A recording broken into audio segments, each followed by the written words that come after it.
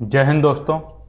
लक्ष्मीकांत की master class की श्रृंखला में हम लोग लक्ष्मीकांत को काफ़ी डिटेल से पढ़ने का प्रयास कर रहे हैं और इसी क्रम में हमने वित्तीय संबंध के बारे में, विधायी संबंध के बारे में पढ़ा, केंद्र और राज्यों के विधायी संबंध। आज हम पढ़ेंगे प्रशासनिक संबंध। केंद्र और राज्यों के बीच जो प्रशासनिक संबंध है उन्हें हम पहले इसमें लक्ष्मीकांत में क्या लिखा है इसे डिटेल से पढ़ेंगे, फिर इसमें उदाहरणों के माध्यम से संविधान के संवैधानिक प्रावधान और संविधान में दिए गए अनुच्छेदों के माध्यम से समझने का प्रयास करेंगे। तो ठीक है, स्टार्ट करते हैं। तो अब स्टार्ट करते हैं हम लोग प्रशासनिक संबंध। ये कौन सा प्रशासनिक संबंध, किस अनुच्छेद से किस अनुच्छेद के बीच है प्रशासनिक संबंध? तो प्रशासनिक संबंध जो है ये संविधान के भाग 11 में दिए हैं। विधायी संबंध भी संविधान के भाग 11 में थे। संविधान का जो भाग 11 है ना, वो 245 से लेकर 263 तक है और ये दो भागों में बटा है। एक तो विधायी संबंध 245 से 255 और दूसरा प्रशासनिक संबंध यहाँ से 256 से लेकर 263 तक। केंद्र और राज्य के बीच प्रशासनिक संबंधों की व्याख्या की गई है 256 से 263 के बीच। इसी मुद्दे पर कई अन्य अनुच्छेद भी हैं। मतलब ऐसा थोड़ी ही होता है, जैसे हमने विधायी संबंध पढ़े थे तो ऐसा थोड़ी कि 245 से 255 ही, हम 240 और 240 के एक और 240 का दो भी पढ़े थे। 240 एक में हमने पढ़ा था कि राष्ट्रपति को विनियम बनाने की शक्ति है अंडमान निकोबार, लक्षद्वीप और पांडिचेरी की, लक्षद्वीप के लिए, लद्दाख के लिए, जबकि राष्ट्रपति 245(2) के लिए पांडिचेरी के लिए विनियम बनाता है, क्योंकि पांडिचेरी में पहले से विधानसभा है। जब विधानसभा है पांडिचेरी में तो फिर वहाँ की जब विधानसभा भंग होती तो राष्ट्रपति पांडिचेरी के लिए भी विनियम बनाता है 240 के 2 के तहत। ठीक है, तो यही बात है कि इसी मुद्दे में कई अन्य अनुच्छेदों को भी हमें पढ़ना है। तो पहले में हम पढ़ते हैं प्रशासनिक संबंधों में। पहला क्या है, कार्यकारी शक्तियों का बंटवारा। वहाँ हुआ था विधायी शक्तियों का बंटवारा 3 सूचियों के माध्यम से। यहाँ कार्यकारी शक्तियों के बंटवारे की बात हम कर रहे हैं। इसे थोड़ा वो हम लोग देखते हैं, समवर्ती सूची, संघ सूची और राज्य सूची, जो कौन से आर्टिकल में 246 के तहत है, वो विधायी शक्तियों का बंटवारा है। यहाँ कार्यकारी शक्तियों का बंटवारा है। ठीक है, तो केंद्र और राज्यों के बीच कुछ मामलों को छोड़कर विधायी और कार्यकारी शक्तियों का बंटवारा है। मतलब कुछ मामलों को छोड़कर, तो ऐसे मामले भी हैं जहाँ बंटवारा नहीं है, इसका मतलब ये है। इस प्रकार केंद्र की कार्यपालिका शक्तियाँ पूरे भारत में विस्तृत हैं। मतलब केंद्र और राज्य के बीच कुछ मामलों को छोड़कर विधायी और कार्यकारी शक्तियों का बंटवारा किया गया है। इस प्रकार केंद्र की कार्यपालिका शक्तियाँ पूरे भारत में विस्तृत हैं। ठीक है, अब इसमें नंबर 1 पे आते हैं। नंबर 1, उस मामले में जिसमें संसद को विशेष विधायी शक्तियाँ प्राप्त हैं। पूरे भारत में विस्तृत हैं तो कौन से मामले में? पहला मामला वो है जिसमें संसद को विशेष विधायी शक्तियाँ प्राप्त हैं। अर्थात विशेष विधायी शक्तियाँ किसमें प्राप्त हैं? संसद को। संघ सूची के विषय में संसद को पूर्णता शक्तियाँ प्राप्त हैं। ठीक है।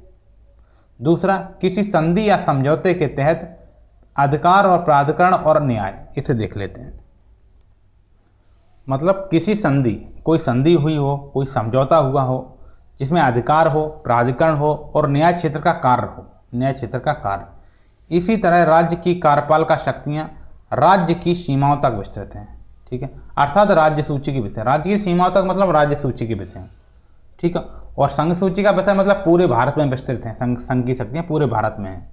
और उस मामले में जिसमें संसद को विशेष विधायी शक्तियाँ प्राप्त हैं, अर्थात संघ सूची के विषय में, और दूसरी किसी संधि या समझौते के तहत, अधिकार के तहत, प्राधिकरण के तहत और न्याय क्षेत्र के कार्य के लिए भी ऐसी शक्तियाँ प्राप्त हैं।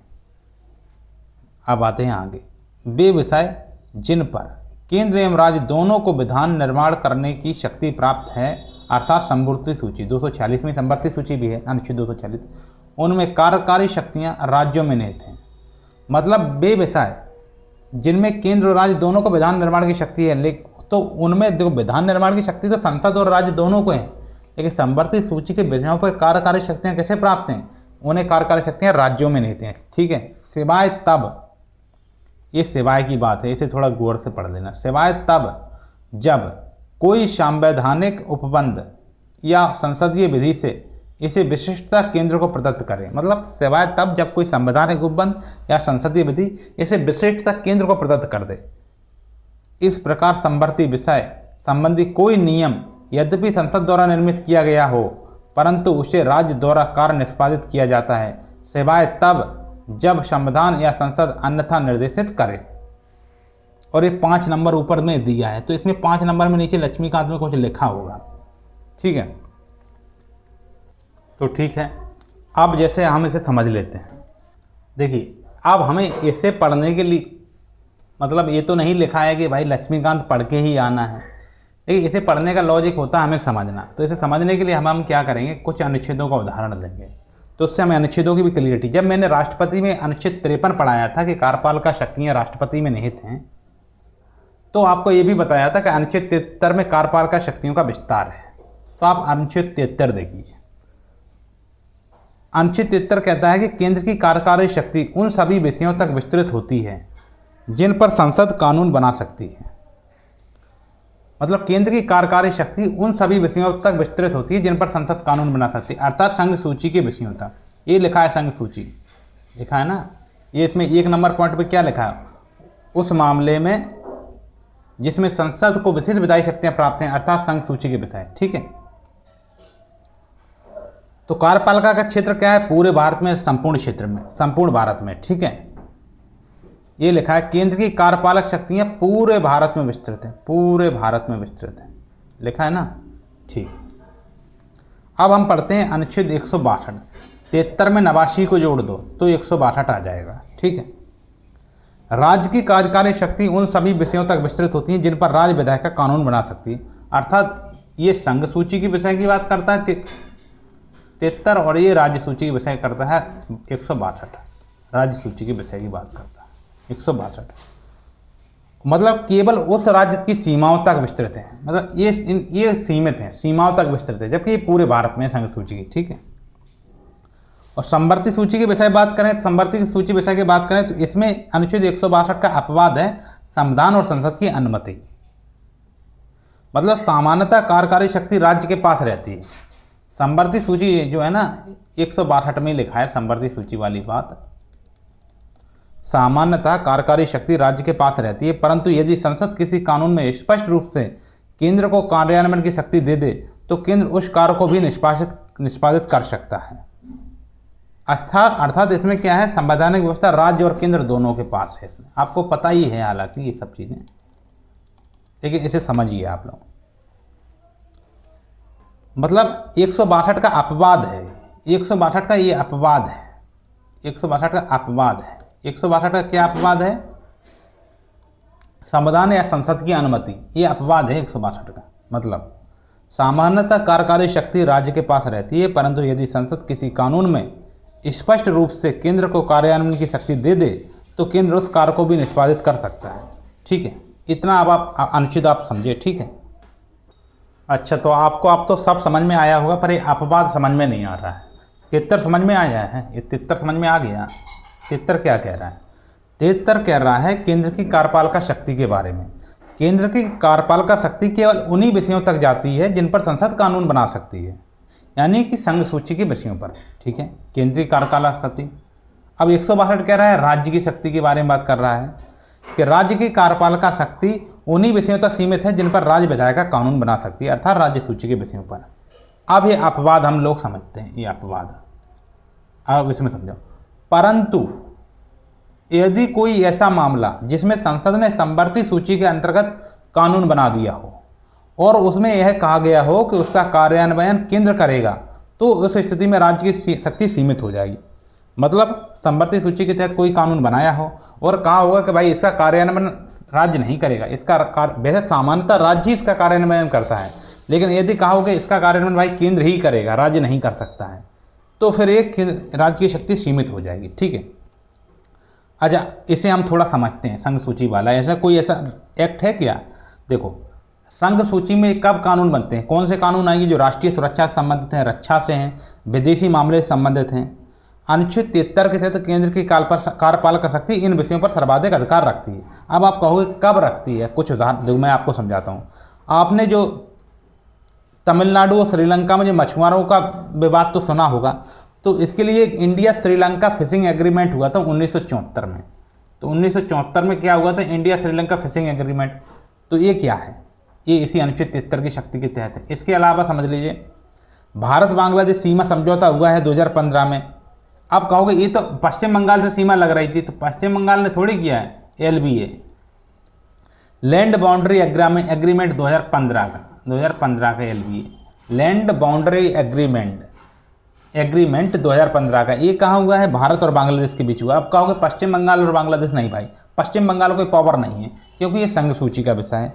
मतलब ये सभी केंद्र की कार्यकारी शक्ति के अंतर्गत आते हैं। जैसे फॉरेन अफेयर्स या ट्रीटी जो संघ सूची में आते हैं, ठीक है, कि राज्यों का अधिकार नहीं है। ठीक, राज्य इन पर कुछ नहीं कर सकते क्योंकि यह भारत के संप्रभु विषय हैं। राज्य सरकारें अंतर्राष्ट्रीय संधियां नहीं कर सकती हैं। ठीक है, और अनुच्छेद 253 के तहत राज्य को ये एक केंद्र को पावर भी है अंतर्राष्ट्रीय संधियों को लागू कराने का। ठीक है, वो हमने विधायी विषयों में पढ़ा था। अब आते हैं इसमें राज्य सूची के विषयों पर। और राज्य सूची के विषय में क्या होता है? जैसे पुलिस है, सार्वजनिक स्वास्थ्य है, स्वास्थ्य या ध्यान रखना स्वास्थ्य वाली बात में लोग कन्फ्यूज ज़्यादा होते हैं, कृषि है, भूमि है, ये कैसे विषय हैं? ये राज्य सूची में है। इसलिए इनका प्रशासन और कार्यान्वयन की जिम्मेदारी, प्रशासन की और कार्यान्वयन की जिम्मेदारी किसकी होगी? राज्य की होगी। मतलब बिहार में शराबबंदी है तो कौन इसका कार्यान्वयन करेगा? बिहार करेगा। पंजाब में कृषि मंडी नियमन अधिनियम आया, कृषि मंडी को नियमन, अभी आप देख रहे थे ये किसानों का जो विरोध हुआ था वो क्या था? पंजाब के किसानों ने ही विरोध किया था। तो किसान मंडी से नियमन अधिनियम कहाँ का है? पंजाब का है। और शहरी विकास प्राधिकरण की स्थापना महाराष्ट्र ने की थी। तो ये सब क्या है? मतलब केंद्र इन विषयों में केंद्र तब तक दखल नहीं दे सकता जब तक संविधान में ऐसा प्रावधान ना हो या राज्य स्वयं केंद्र की सहायता ना मांगे, अनुच्छेद 256 के तहत।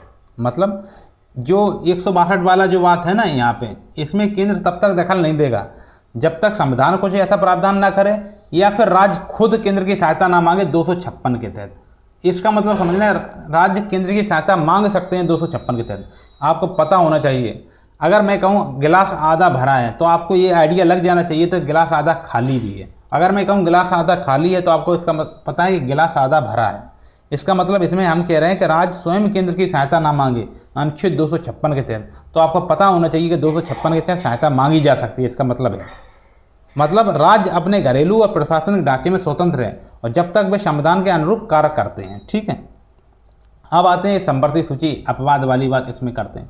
ठीक है, एक तो ये होता है केंद्र खुद कह दे कि भाई इस पर हम ही कार्यान्वयन करेंगे तब ये, और उसके अलावा क्या होता है? उसके अलावा ये होता है, सामान्यता की बात बता रहा हूँ, राज्य कार्यपालिका अर्थात राज्य सरकार द्वारा, कार्यपालिका को सरकार ही बोलते हैं, राज्य सरकार द्वारा क्रियान्वित किए जाते हैं, परंतु संसद यदि किसी विषय में स्पष्ट रूप से केंद्र को अधिकार दे दे तो केंद्र उसे भी लागू करा सकता है। ठीक है, अब जैसे इसके लिए अगर कुछ उदाहरण की बात करें तो पर्यावरण संरक्षण अधिनियम, पर्यावरण संरक्षण अधिनियम कब आया था? 1986 में आया था। 1986 में आया था। ये किसने पारित किया था? ये संसद ने पारित किया था। संसद ने पारित किया था। ठीक है, अच्छा, ये जो संसद ने पारित किया था, ये जो पर्यावरण संरक्षण अधिनियम किस में आता है? पर्यावरण किस में आता है? पर्यावरण आता है संवर्ती सूची में। ठीक है, मतलब जो पर्यावरण में दो चीज़ें हैं। संवर्ती सूची में एक एंट्री है, एंट्री बता रहा हूँ यहाँ, इसकी एंट्री याद रख लेना क्योंकि ये पूछा जाता है इसका एंट्री, थोड़े इसका महत्वपूर्ण ज़्यादा एंट्री है। ठीक, क्योंकि संवर्ती सूची का और पर्यावरण एक अलग से सब्जेक्ट माना जाता है तो उसकी एंट्री आपको पता होना चाहिए। तो एंट्री नंबर 17 का ये बात कर रही वन की, फॉरेस्ट की बात करती है, जबकि एंट्री नंबर जो 17 का जो बी है, बी जो है ना, वो बात करेगा इसकी प्रोटेक्शन ऑफ वाइल्ड एनिमल्स, यानी वन्य जीव संरक्षण की। ये वन्य जीव संरक्षण की बात करेगा। 17 के बी में वन्य जीव संरक्षण है, जबकि 17 के ए में वन है एंट्री। ये संवर्ती सूची में मतलब ऐसे नहीं होता, संवर्ती सूची में कितने 47 विषय मूलतः था या 52 विषय हैं, इसी तरह एंट्री है। ठीक है, और राज्य सरकारें भी पर्यावरण नियम लागू करती हैं, परंतु अंतिम नियंत्रण किसके पास है? केंद्र के पास। अगर संवर्ती सूची की बात है तो वो राज्यों के पास भी रहता है, सामान्यतः तो उसका कार्यान्वयन राज्य ही करते हैं, लेकिन जब संसद कोई ऐसा विधान बना के कह दे कि भाई हम ही इसका कार्यान्वयन करेंगे तो बात अलग हो जाती है, सामान्यतः राज्य ही करते हैं। ठीक है, ऐसे ही शिक्षा के अधिनियम की बात करें, शिक्षा का अधिनियम जो राइट टू एजुकेशन एक्ट है 2009 का, ये भी संसद ने बनाया था। और शिक्षा किसका विषय? शिक्षा संवर्ती सूची का विषय है, परंतु शिक्षा का जो कार्यान्वयन है कौन कर रहा है? कार्यान्वयन शिक्षा का राज्य ही करते हैं, राज्य सरकारें करती हैं। केंद्र तो क्या करता है? केंद्र उसमें नीतिगत और वित्तीय दिशा निर्देश देता है, नीतिगत और वित्तीय दिशा निर्देश देता है कौन? केंद्र। इसके अलावा भी संविधान या संसद केंद्र को विशेष कार्यकारी शक्तियां देता है। संविधान कब केंद्र को कार्यकारी शक्तियां देता है? जब आपातकालीन स्थिति हो, अर्थात इमरजेंसी की सिचुएशन हो। तो इमरजेंसी की सिचुएशन में, आपातकाल की बात कर रहे हैं, आपको ध्यान आया होगा, राष्ट्रीय आपातकाल अनुच्छेद 352, ठीक है, आपातकालन की स्थिति में। मतलब यहाँ एक उसमें एक अनुच्छेद है 353 आपातकाल। आपातकाल कहाँ से कब तक? 352 से 360 तक है। ये किस भाग में आते हैं? भाग 18 में आते हैं आपातकाल, ठीक है। तो इसमें एक अनुच्छेद 353, ये 52 लग गया गलती से, मैक्सिमम हम लोग 52 ही पढ़ते हैं ना, इसलिए 353 क्या कह रहा है? आपातकाल घोषित होने पर केंद्र की कार्यपालिका शक्ति पूरे देश में विस्तृत होगी। मतलब पूरे देश में विस्तृत होगी, मतलब राज्य सूची के विषयों पर भी केंद्र की कार्यपालिका शक्ति होगी। मतलब राज्यपालों को निर्देश केंद्र से मिलेंगे, ना कि राज्य के मंत्रिमंडल से। अगर आपातकाल लग जाए तो बिहार के जो राज्यपाल हैं वो नीतीश कुमार से निर्देश नहीं लेंगे, बल्कि मोदी जी से निर्देश लेंगे, ठीक है, आप समझ गए होंगे।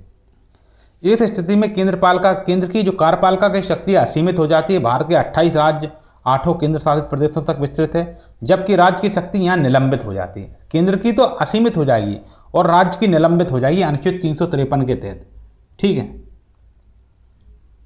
और इसके अलावा बात करते हैं, कुछ चीज़ें हमें आपको और समझाने का प्रयास करता हूँ। इसके अलावा थोड़ा आपको एक और बता देते हैं। जैसे मान लो, जैसे अनुच्छेद 73 है, अनुच्छेद 73 में संधि या समझौते से प्राप्त कार्य भी होते हैं, क्योंकि वो कार्यपालिका शक्ति का विस्तार किया जाता है। जब हम संधि और समझौता करते हैं तो अपनी कार्यपालिका शक्ति को हम क्या करना पड़ता है? हमें विस्तार करना पड़ता है ना। अभी आप कहोगे नहीं भाई हमें नहीं पता, करना पड़ता। आपको पता है लेकिन कोई बताया नहीं। मान लो WTO एग्रीमेंट हो रहा है, या पेरिस क्लाइमेट चेंज मान लीजिए, पेरिस क्लाइमेट पे वो हुआ था ना एग्रीमेंट, या फिर UN की कोई ट्रीटी हो रही है, मानो ये सब केंद्र के अधीन आते हैं, क्योंकि ये फॉरेन अफेयर्स एंड ट्रीटी के मामले हैं, मतलब विदेशी मामले और संधियों के मामले हैं। जब भारत ने मान लो पेरिस क्लाइमेट एग्रीमेंट पर हस्ताक्षर करे, भारत ने क्या किया? हस्ताक्षर किया पेरिस क्लाइमेट एग्रीमेंट पर, अर्थात PCA पर जब भारत ने हस्ताक्षर किया तो राज्य सरकारों को उसके लक्ष्यों के अनुरूप, भारत सरकार के लक्ष्यों के अनुरूप और पेरिस क्लाइमेट के लक्ष्यों के अनुरूप नीतियां बनानी पड़ी। जिसे बोलते हैं मतलब state action plan on climate change, ठीक है। और इसका मूल दिशा निर्देश कौन देता है? इसका मूल दिशा निर्देश कौन देगा? MOEFCC, देखो ये बता रहे हैं आपको, MOEFCC, ministry of environment forest and climate change, मतलब पर्यावरण वन एवं जलवायु परिवर्तन मंत्रालय इसका दिशा निर्देश देता है। किसको? राज्यों को। जब मोदी जी हस्ताक्षर करके आए कहाँ? पेरिस क्लाइमेट एग्रीमेंट में मोदी जी ने हस्ताक्षर किया। और ये मतलब ये बनाना किसे पड़ रहे हैं? जो राज्यों की विधानसभाओं को, राज्यों की सरकारों को इन्हें लागू कराना पड़ रहा है, ठीक। मतलब राज्य साझेदार तो बनते हैं लेकिन निर्णय केंद्रीय ही होते हैं, क्योंकि यह विषय संघ सूची के विषय में राज्य साझेदार हैं। राज्य, उनका कार्यकारी शक्तियां राज्यों के पास होती है, राज्य की सरकार उन्हें लागू कराती है, लेकिन वो कैसे लागू होंगे उसका पूरा निर्णय और वो क्या करेंगे वो सब केंद्र के पास होता है, ठीक है। आपको आप पेरिस क्लाइमेट एग्रीमेंट से याद रहेगा, अनुच्छेद 73 और पर्यावरण वन एवं जलवायु परिवर्तन मंत्रालय से ठीक याद हो जाएगा। अब चीज़ें थोड़ी सी आपको क्लियर होना चालू ही होंगी। तो अब ऐसा करते हैं, हम पूरे अनुच्छेद आपको याद ही कराते हैं। रुकिए, बता दे, सारे अनुच्छेदों के बारे में पता होगा तब इसके बारे में हम लोग आगे पढ़ेंगे। पहले इसमें जो अनुच्छेदों की बात की थी, एक अनुच्छेद 73 था। अनुच्छेद 73 क्या कहता है? केंद्र की कार्यपालिका शक्ति का विस्तार की बात करता है, कार्यपालिका शक्ति के विस्तार की बात करता है। और ये किससे मतलब इसका भूमिका क्या है? केंद्र की भूमिका क्या है इसमें? केंद्र संघ सूची के विषय को लागू कराता है और जो संधियां समझौते करके आता है, जैसे पेरिस क्लाइमेट एग्रीमेंट वगैरह जो करके आता है, वो इसी अनुच्छेद के माध्यम से लागू कराता है केंद्र। राज्यों के विचारों की इसमें कोई भूमिका नहीं होती है अनुच्छेद 73 में, ठीक है। अब आते हैं अनुच्छेद 162 पे, ये राज्यों के लिए है। 73 में 89 जोड़ो तो 162 हो जाएगा ना, तो फिर ये राज्यों के, ये राज्य की कार्यपालिका शक्ति की बात करता है, राज्य की कार्यपालिका शक्ति, ठीक है। इसमें क्या होता है? ये राज्य सूची के विषयों तक होता है, मतलब स्टेट लिस्ट तक सीमित होता है। अनुच्छेद 246 में 3 सूचियां हैं और 7वीं अनुसूची में इन 3 सूचियों का जिक्र है, ठीक है। 256 क्या करता है? एक है आर्टिकल 256, ये केंद्र के निर्देशों के पालन की बात करता है, मतलब राज्य केंद्र के कानूनों को लागू करें। केंद्र निर्देश जारी करता है, राज्य लागू करता है। तो वो हम 256 वाली बात बताई थी। तो ये जो हम लोग पढ़ रहे हैं जो प्रशासनिक संबंध, इसी से चालू होते हैं। भाग 11 में 256 से 263 तक प्रशासनिक संबंध है। तो 256 क्या कह रहा है? केंद्र के निर्देशों का पालन की बात करता है। केंद्र के जो निर्देश हैं उनका पालन कौन करेगा? राज्य करेगा। केंद्र के निर्देशों का पालन करेगा राज्य। मतलब केंद्र की भूमिका इसमें क्या है? केंद्र की भूमिका ये है कि वो राज्य केंद्र के कानूनों को लागू करें, ये केंद्र की भूमिका है। और निर्देश कौन जारी करेगा? केंद्र करेगा। ठीक है। 257 क्या कह रहा है? केंद्र और राज्य के बीच सहयोग की बात करता है। केंद्र और राज्य इसमें साथ हो जाते हैं, इसमें कोई निर्देश वाली बात नहीं है, इसमें केंद्र राज्य के सहयोग की बात कर रहे हैं। इसमें क्या सहयोग है ये सुनिए। सहयोग भी ये है, केंद्र यह सुनिश्चित करेगा कि राज्य केंद्र के कानूनों में बाधा नहीं डालेंगे, और राज्यों का काम है कि राज्य केंद्र के अधिनियमों का अनुपालन कार्य करे। मतलब केंद्र का काम क्या है? केंद्र ये चेक करेगा, केंद्र चेक करेगा राज्य उसके बनाए गए कानूनों में कोई बाधा तो नहीं डाल रहे हैं। इसे हम हालांकि प्रैक्टिकली उदाहरणों से आपको बताएंगे, पर अभी आप ये समझ लीजिए। ठीक है। 258 पे आते हैं। 258 कह रहा है केंद्र द्वारा राज्यों को कार्य सौंपा जाएगा। मतलब केंद्र क्या करेगा? अपने कार्य किसको सौंप देगा? राज्यों को। केंद्र राज्यों को कार्य सौंप देगा अपने 258 के तहत। और ये कैसे होगा? ये राष्ट्रपति के आदेश द्वारा होगा। राष्ट्रपति के आदेश द्वारा मतलब केंद्र कोई ऐसा कार्य जो राष्ट्रपति आदेश दे देंगे, राष्ट्रपति के आदेश द्वारा राज्यों को कार्य सौंप देगा केंद्र। ठीक है। 258 में। और 257 में क्या है? केंद्र यह सुनिश्चित करेगा कि राज्य उसके बनाए गए कानूनों का अनुपालन ठीक से कर रहा है या नहीं कर रहा है, और राज्य किसी भी प्रकार से केंद्र के कानून में बाधा नहीं डालेगा, ये 257 कह रहा है।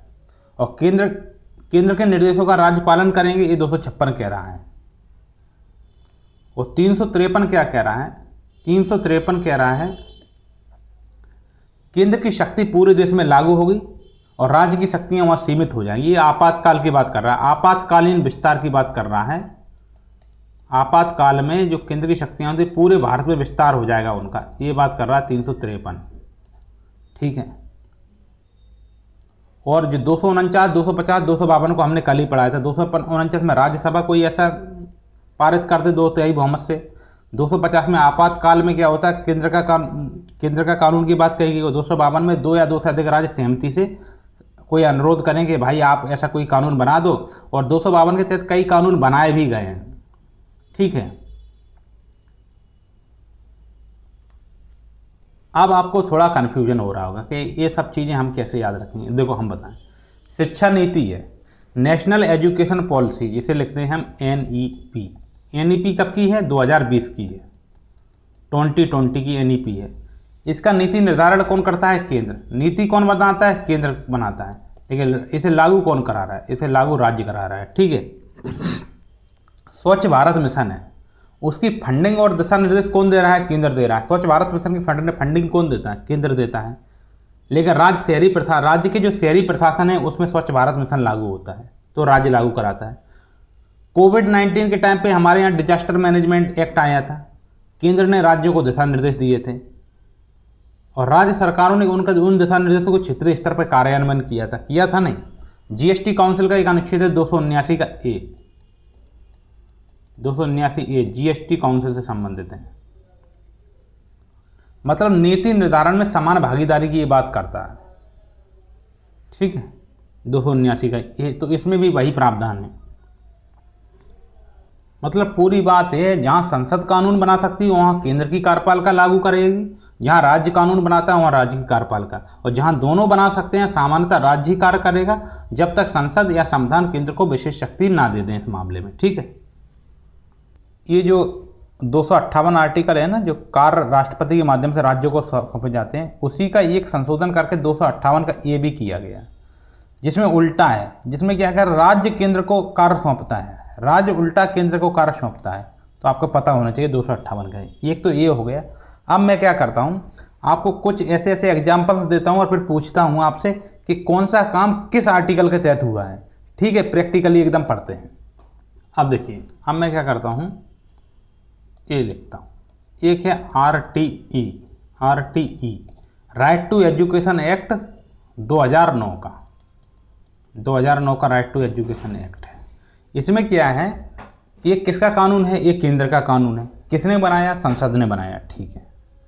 अब इसमें क्या है, स्कूल है, शिक्षक की नियुक्ति है, शिक्षा का प्रशासन है, ये किसका विषय है, शिक्षक की नियुक्ति, शिक्षा का प्रशासन, ये राज्य का विषय है, ठीक है। और केंद्र ने राज्यों को निर्देश दिए कि वे RTE नियमावली बनाएं। अभी शिक्षा अलग संवर्धित सूची का विषय है, पता होना चाहिए। केंद्र ने कहा आप RTE राइट टू एजुकेशन के लिए नियमावली बनाओ, आप नियमावली बनाओ, ठीक है, राज्यों से कहा, ठीक है। अब केंद्र कह रहा है कि आप नियमावली बनाओ इसमें, ठीक है, राइट टू एजुकेशन के लिए। स्कूलों में अवसंरचना सुरक्षित करें। स्कूल में मतलब कोई मकान है, स्कूल का भवन बनाओ। अवसंरचना का मतलब क्या होता है, इंफ्रास्ट्रक्चर। अवसंरचना सुनिश्चित करो, ठीक है। अब ये राइट टू एजुकेशन के जो अनुपालन की रिपोर्ट है और केंद्र को भेजो। इसके अनुपालन की जो रिपोर्ट है, जो रिपोर्ट बनाओ ना, इसका जो अनुपालन कर रहा है उसकी रिपोर्ट कहाँ भेजो, रिपोर्ट भेजो केंद्र को भेजो, ठीक है। ये कहा कि आप इसमें RTE में नियमावली बना लो, स्कूल की अवसंरचना बनाओ, रिपोर्ट केंद्र को भेजो। मतलब किस आर्टिकल के तहत ये कहता है बताइए, एक। और दूसरा बताइए, एक है नेशनल फूड सिक्योरिटी एक्ट, नफ्सा। ये नफ्सा कब बना था, 2013 में बनाया था, नेशनल फूड सिक्योरिटी एक्ट। इसमें ये किसने बनाया था, एक केंद्र ने बनाया था, अर्थात संसद ने बनाया था, संसद ने बनाया था, संसद ने, ठीक है, नफ्सा। परंतु इसका राशन वितरण कौन कर रहा है, नेशनल फूड सिक्योरिटी, इसमें PDS का काम होता है, पब्लिक डिस्ट्रीब्यूशन सेफ्टी, PDS का काम होता है।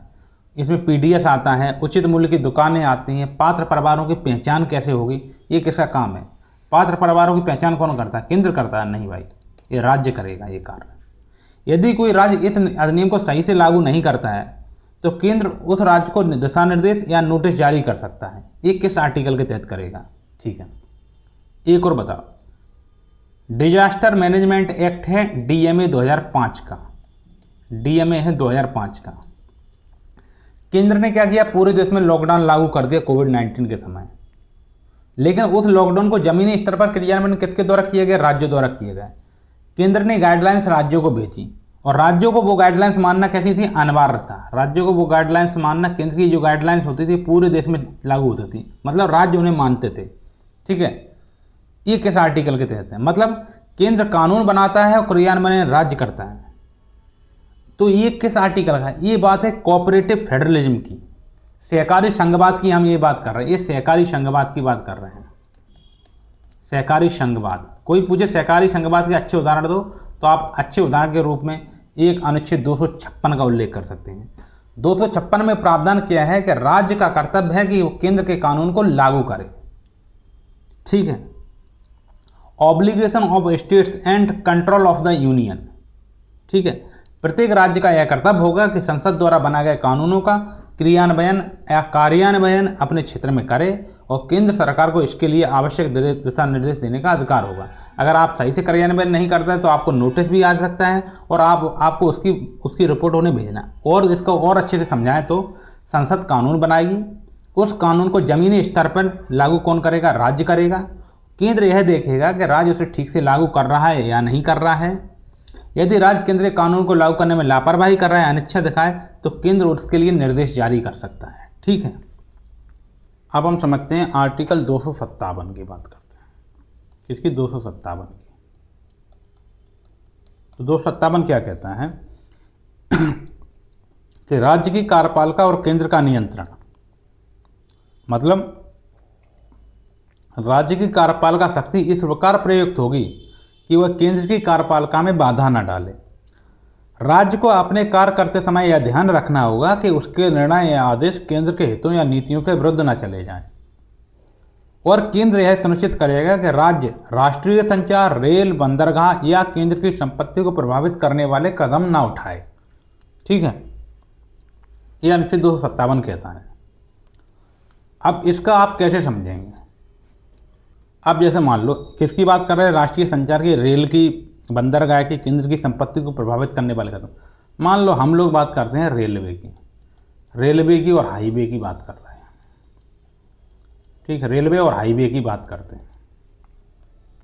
एक बात बताओ, कई राज्यों में आप देखना कि राष्ट्रीय राजमार्गों या रेलवे की जमीन पर अवैध निर्माण हो जा रहा है। अवैध निर्माण हो रहा है। ठीक है, तो केंद्र ने क्या है, केंद्र ने अनुच्छेद 257 के तहत ये निर्देश जारी करेगा कि राज्य यह सुनिश्चित करें कि ऐसी संपत्तियों पर अतिक्रमण ना हो। अवैध निर्माण हो रहा है राज्यों में, तो अब केंद्र क्या करेगा, केंद्र के पास है अनुच्छेद 257 के तहत वो निर्देश जारी कर देगा राज्यों के लिए कि आप रेलवे की ज़मीन पे और हाईवे और नेशनल हाईवे की ज़मीन पर अतिक्रमण नहीं होने दें। ठीक है, अच्छा 257 का कोई और उदाहरण आपको मिला है तो देखो, हाल ही में क्या है, पंजाब में जो कृषि कानून को लेकर जो हुआ था ना विरोध, कृषि कानून, किसानों का विरोध आपने सुना होगा। तो कृषि कानून वाला जो मामला था ये क्या था, ये केंद्र राज्य टकराव से संबंधित था 2020 में। मतलब केंद्र ने नए कृषि कानून बनाए, जो फिलहाल तो खैर रद्द हो गए हैं, सरकार ने रद्द कर दिए, लेकिन केंद्र ने नए कृषि कानून बनाए। तो पंजाब ने क्या किया, उनका विरोध करते हुए अपने स्तर पर कानून बनाए। अगर ऐसा पंजाब ने किया तो वो 257 की भावना के अनुकूल नहीं है, 257 की भावना के अनुकूल नहीं है।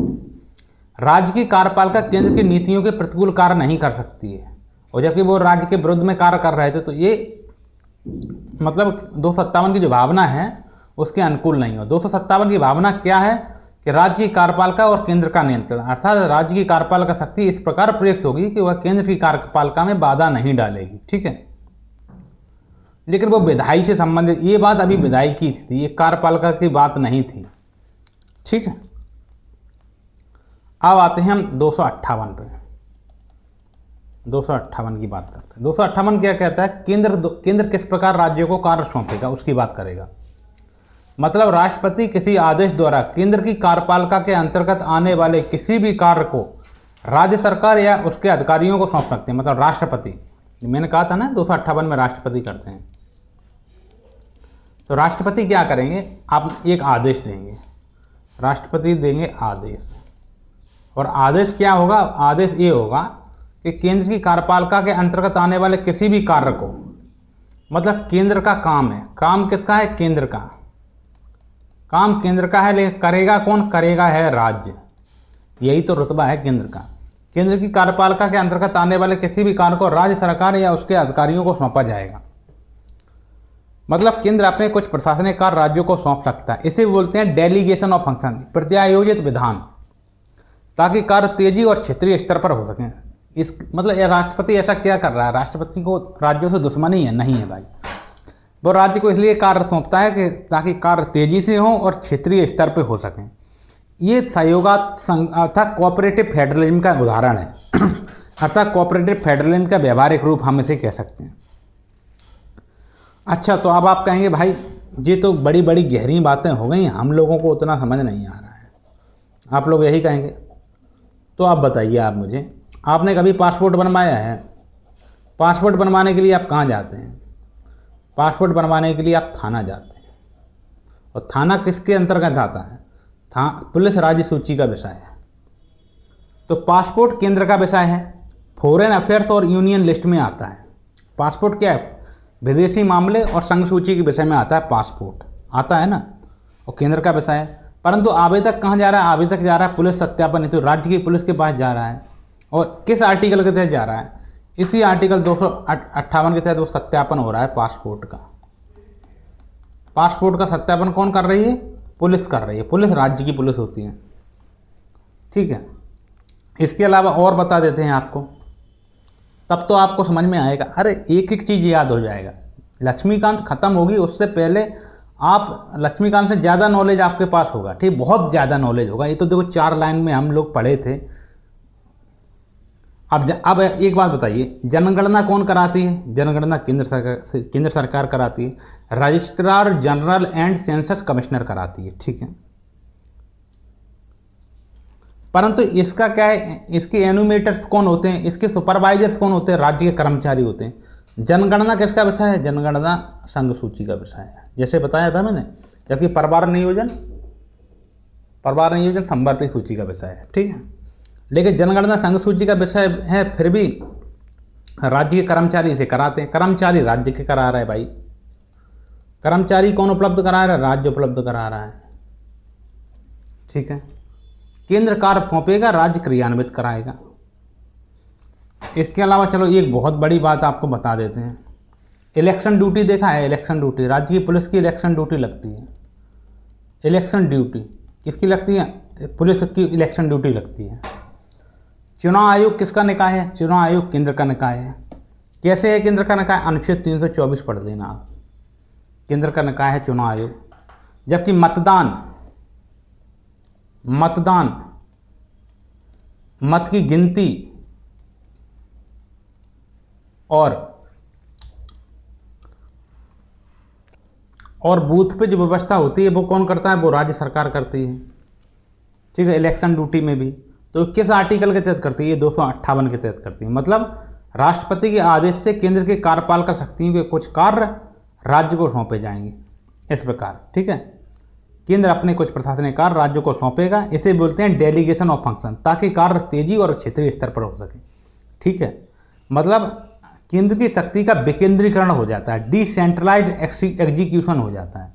हर कार्य के लिए नया तंत्र बनाना संभव नहीं है। अब अगर चुनाव के लिए चुनाव आयोग अलग से पुलिस फोर्स की भर्ती तो नहीं करेगा, जो पुलिस फोर्स राज्यों में है उसी का उपयोग हम लोग कर लेते हैं।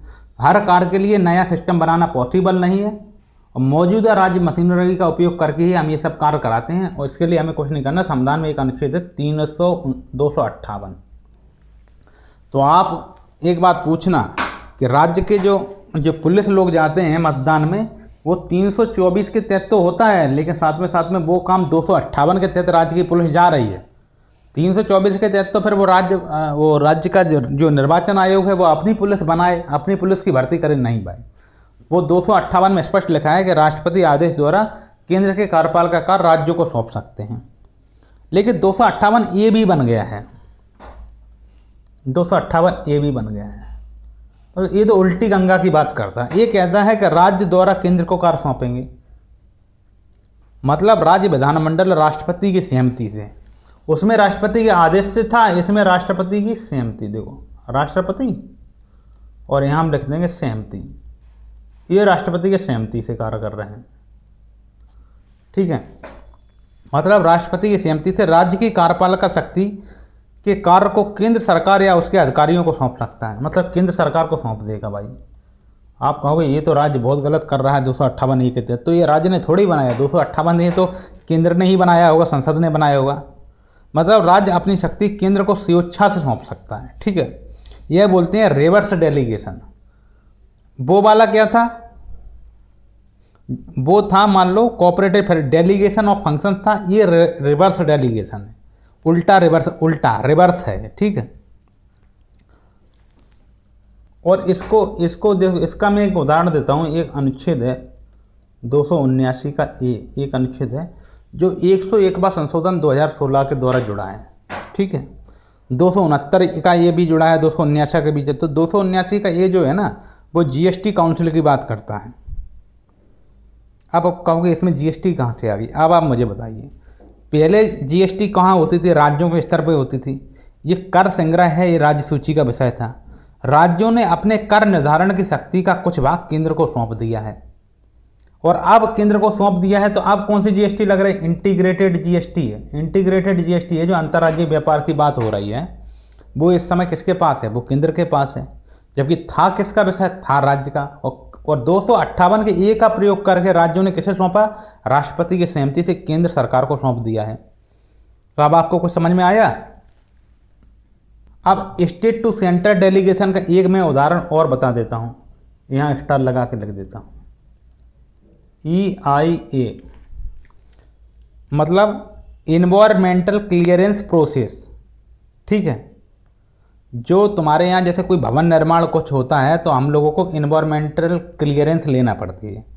औद्योगिक परियोजनाओं के लिए राज्यों ने केंद्र को अनुमति देने का अधिकार सौंप दिया है। औद्योगिक परियोजना के लिए अनुमति कौन देता था? राज्य देता था। लेकिन अब केंद्र दे रहा है। क्यों केंद्र दे रहा है? ताकि राष्ट्रीय स्तर पर जो मानक हैं एक समान बन सकें। मान लो मुझे कोई उद्योग बनाना है, अभी जैसे मान लो बिहार में एक मुद्दा चल रहा है, भागलपुर में जो यानी कितना 1000 एकड़ ज़मीन 1 रुपए के दाम से हम लोगों ने किसे दे दिया है? बिहार की सरकार ने अडानी को दे दिया है। ठीक है, तो अब क्या है, ऐसे मानक बनाए जाएं कि आप कोई उद्योग तो बना रहे हैं, वो कितना प्रदूषण करेंगे कितना नहीं करेंगे उसका क्लियरेंस केंद्र सरकार देगी, और केंद्र सरकार का वही मंत्रालय देगा, MOE FCC मतलब पर्यावरण वन एवं जलवायु परिवर्तन मंत्रालय देगा। और वो किसका मंत्रालय है? MOEFCC, ministry of environment forest and climate change किसका है? संघ का है, केंद्र का मंत्रालय है। और ये बिहार के किसी भी कानून, बिहार में कोई फैक्ट्री लग रहा है उसमें अनुमति एनवायरनमेंट क्लियरेंस MOEFCC दे रहा है। ऐसा क्यों दे रहा है? ताकि एक समान मानक हो। मान लो बिहार की सरकार कह दे हमारे यहाँ खूब प्रदूषण करो, कोई दिक्कत नहीं है, और छत्तीसगढ़ की सरकार कहे कि हमारे यहाँ प्रदूषण नहीं करो, तो अलग अलग क्लियरेंस होंगे, अलग अलग मानक होंगे, तो कोई राज्य का विकास बहुत ज़्यादा होगा, कोई राज्य का विकास हो नहीं पाएगा। तो इसके लिए एक और कई राज्य में इतनी गंदगी हो जाएगी, बहुत ज़्यादा गंदगी हो जाएगी, तो राज्य ये तो नहीं देखता है कि भाई ये बक्सर जिला में कितनी भी गंदगी करो तो वहाँ की हवा यूपी में नहीं जाएगी, ऐसा तो होता नहीं है। तो इस प्रकार ये 258A के तहत उल्टी गंगा भी बहती है। और जैसे कि आपको GST वाला मामला भी हमने बताया है। और एक और बताते हैं, एक और आपने ज्वलंत मुद्दा सुना होगा, ज्वलंत मुद्दा। इतना कितना ज्वलंत है? अरे भाई सुना है, हम बताएंगे, हम भी इसे उल्टा ही बताएंगे आपको। DSPE act 1946। अच्छा, 1946 का एक एक्ट मुझे ध्यान में आ रहा है, वो उससे संबंधित था, नागरिकता जब आपको पढ़ाया था। हाँ, तो DSP एक्ट 1946 को समझो आप। Delhi special police establishment act 1946। Delhi special police, कैसी पुलिस? Special police establishment act 1946। इसमें मतलब क्या है? CBI राज्य में तभी जांच करेगी जब राज्य सहमति दे दे। इसका मतलब ये है, इसमें लिखा है CBI राज्य में तभी जांच करेगा राज्य सहमति दे दे। और ये सहमति किस आर्टिकल के तहत है? ये 258 के A के तहत ही है। मतलब जब पश्चिम बंगाल की ममता बनर्जी की सरकार जनरल कंसेंट दे देगी तो वह 258 के A की भावना के अनुरूप होगी। मतलब राज्य अपने कुछ काम पुलिस की शक्ति को केंद्र को सौंप रहा है राष्ट्रपति की सहमति से।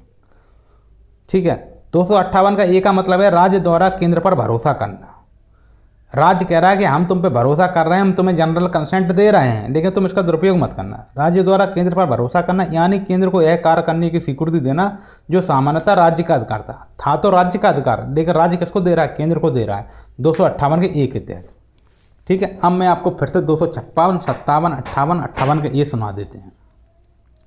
256 में क्या कह रहा है कि राज्य को बाध्य करता है कि केंद्र के कानून को लागू करे। और मैंने उदाहरण दिया था राइट टू एजुकेशन 2009 का, नेशनल फूड सिक्योरिटी एक्ट 2000 का, और तुम्हारा ये वाला जो आपदा प्रबंधन वाला एक्ट की, ठीक है, जो कोविड-19 के टाइम पे लागू हुआ था। और 257 क्या कर रहा है? राज्य केंद्र की कार्यपालिका में बाधा ना डाले, जैसे रेलवे, भूमि, रक्षा और संचार। ठीक है, और 258 क्या कह रहा है? केंद्र राज्य को कार्य सौंपेगा। केंद्र अपने कार्य राज्य को सौंप सकता है, जैसे पासपोर्ट का सत्यापन, जनगणना ETC, और जैसे इलेक्शन ड्यूटी। केंद्र क्या करता है? अपना काम राज्य को सौंप रहा है। जैसे इलेक्शन में पुलिस का ड्यूटी लगता है तो 258 के तहत लग रहा है। और जो CBI और पश्चिम बंगाल का ममता बनर्जी का जो प्रॉब्लम चल रहा था 258 के तहत, DSP एक्ट 1946 में जो आता है उसमें क्या है? राज्य अपनी शक्ति केंद्र को सौंपेगा राष्ट्रपति की सहमति से। और 258 कह रहा है केंद्र अपनी शक्ति राज्य को सौंपेगा राष्ट्रपति के आदेश से, उसमें आदेश से इधर सहमति से है। ठीक है, तो अब आपको हमने सब कुछ क्लियर करा दिया। जल्दी से इनका सबका ऐसा करते हैं, रिवीजन करा देते हैं आपको। ठीक है, ताकि इन अनुच्छेदों को ना भूलें। अभी मैं सोच रहा था आपको पहले ये केंद्र राज्य संबंध तो पढ़ा रहे हैं 256 से कहाँ तक? 263 तक, लेकिन आपको कुछ चीज़ें याद भी कराना मेरा कर्तव्य है। तो इसमें पता है, इसमें लिखो, मैं यहाँ लिख देता हूँ, इसमें लिखो 257 कह रहा है follow my law, follow my law. तो 257 क्या कह रहा है? 257 कह रहा है फॉलो माई लॉ। 258 कह रहा है डोंट ऑब्स्ट्रक्ट मी। 259 कह रहा है कि डू माई वर्क। क्या 256 कहेगा ना फॉलो माई लॉ, 256 कहेगा फॉलो माई लॉ। 257 कहेगा डोंट ऑब्स्ट्रक्ट मी, मतलब मेरे कार्य मतलब केंद्र की कार्यपालिका में राज्य की कार्यपालिका बाधा नहीं डालेगी। 256 कहेगा इसका इनका केंद्र के निर्देशों का पालन करो राज्यों से। 258, अब आते हैं हम 258 कहेगा कि मेरा काम करो भाई, काम करो राष्ट्रपति के आदेश से, राष्ट्रपति के आदेश से काम करो, ठीक है, राष्ट्रपति आदेश। और 258 का ये कहेगा ना, 258 का कहेगा let me do your work, तुम मेरा काम कर दो। उल्टा राज्य कह रहा है कि तुम मेरा काम कर दो। जैसे अनुच्छेद 279 जीएसटी, 258 के तहत आपका सीबीआई का कंसेंट मिलता है, जैसे ममता बनर्जी वाली बात में, ठीक है। ये तो हो गया ये राष्ट्रपति का आदेश, तो यहाँ कर दो राष्ट्रपति का आदेश, ठीक है। तो समझ में तो आ ही रही होगी चीज़ें आपको। अब चलते हैं हम लोग राज्य एवं केंद्र के दायित्व पढ़ते हैं, जैसे लक्ष्मीकांत में लिखा है बिल्कुल वैसे। क्या दायित्व है? राज्य एवं केंद्र के दायित्व। संविधान ने राज्यों की कार्यकारी शक्तियों के संबंध में उन पर दो प्रतिबंध आरोपित किए हैं। मतलब ये कह रही है लक्ष्मीकांत, संविधान ने क्या किया है, राज्यों की कार्यकारी शक्तियों के संबंध में उन पर, किन पर, राज्यों पर 2 प्रतिबंध आरोपित किए हैं, जिससे इस संबंध में केंद्र को कार्यकारी शक्तियों के संबंध में असीमित अधिकार प्राप्त होते हैं। ये 2 प्रतिबंध क्या कर देते हैं, केंद्र को असीमित अधिकार दे देते हैं।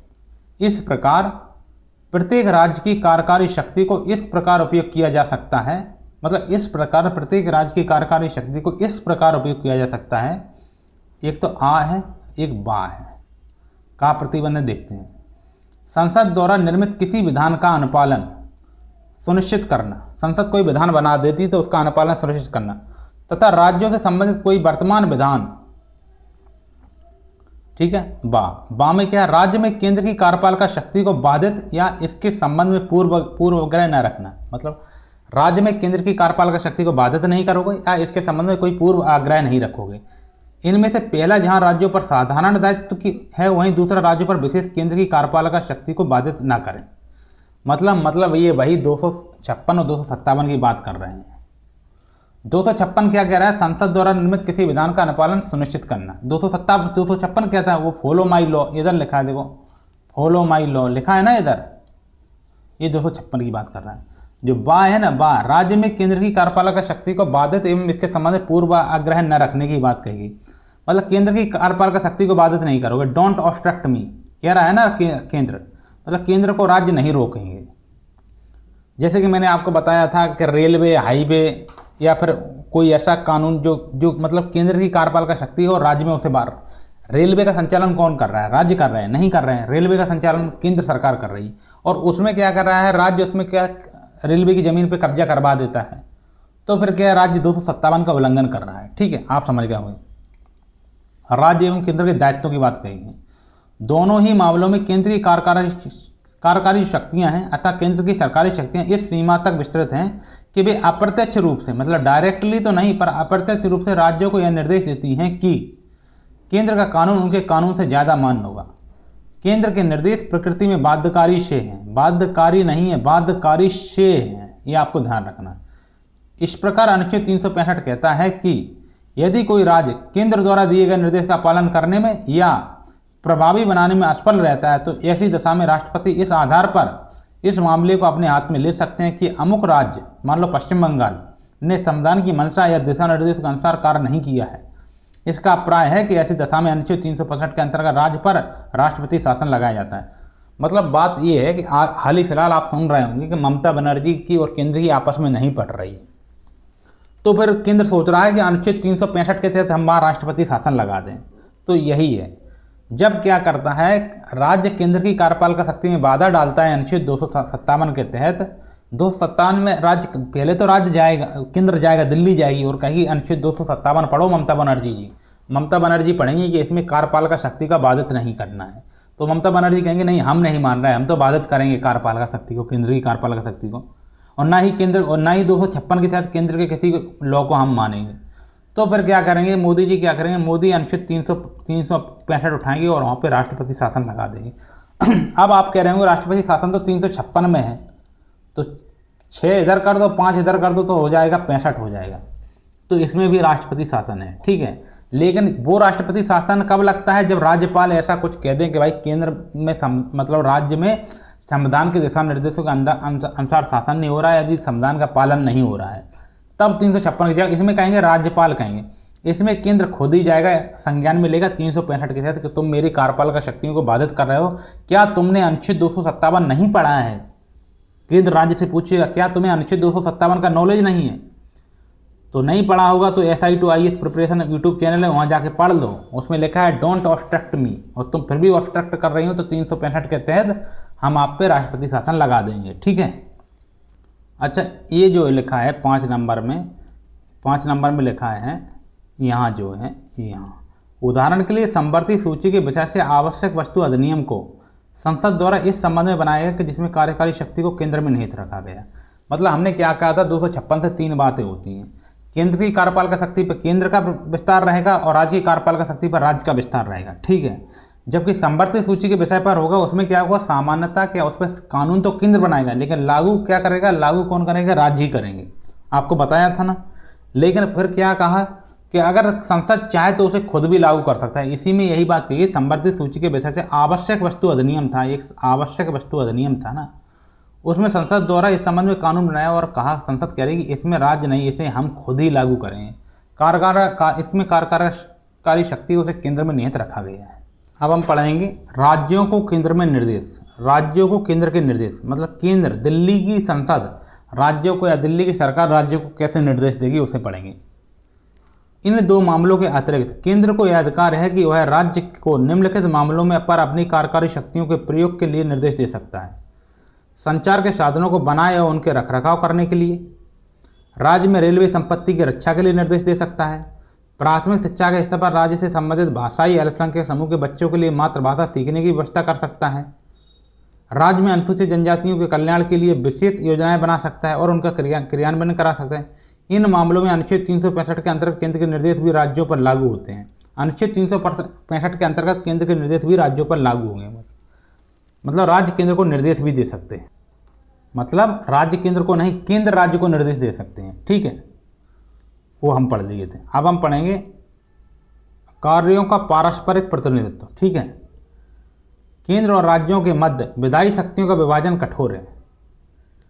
केंद्र और राज्य के मध्य विधायी शक्तियों का विभाजन कैसा है, कठोर है। इस तरह केंद्र अपनी विधायी शक्ति राज्यों को नहीं दे सकता है, जबकि कोई इकलौता राज्य सूची पर संसद से कानून बनाने को नहीं कह सकता है। इकलौता नहीं कह सकता, 2 या अधिक राज्य से तो कह ही सकते हैं ना, अनुच्छेद 252 के तहत। अब क्या है, कार्यपालिका शक्तियों का बंटवारा सामान्यतः विधायी शक्तियों के बंटवारे का ही अनुसरण करता है। मतलब कार्यपालिका शक्तियों का बंटवारा भी, जैसे विधायी शक्तियाँ 245 से 255, कार्यपालिका शक्तियाँ या प्रशासनिक शक्तियाँ 256 से 263। तो कार्यपालिका शक्तियों का बंटवारा सामान्यतः विधायी शक्तियों के बंटवारा का ही अनुसरण करता है, परंतु बड़ी चीज़ होती है, कार्यपालिका क्षेत्र में ऐसा कठोर बंटवारा टकराव को जन्म दे सकता है। जैसे विधायी शक्ति में कठोर बंटवारा था, वैसा कठोर बंटवारा आप कार्यपालिका क्षेत्र में नहीं कर सकते हैं, नहीं तो फिर टकराव हो जाएगा। और हमारे संविधान निर्माता कभी भी नहीं चाहते थे कि टकराव हो। अगर टकराव को हमारे संविधान निर्माता चाहते तो फिर हम क्यों पार्लियामेंट्री सिस्टम लाते, हम अमेरिका की तरह प्रेसिडेंशियल सिस्टम ही लेके आ जाते फिर तो। ठीक है। संविधान ने कठोरता एवं विविधता को हटाने के लिए एक कार्यकारी अंतर सरकारी प्रतिनिधि मंडल बनाया है। संविधान ने क्या किया, कठोरता एवं विविधता को हटाने के लिए एक कार्यकारी अंतर सरकारी प्रतिनिधि मंडल बनाया है।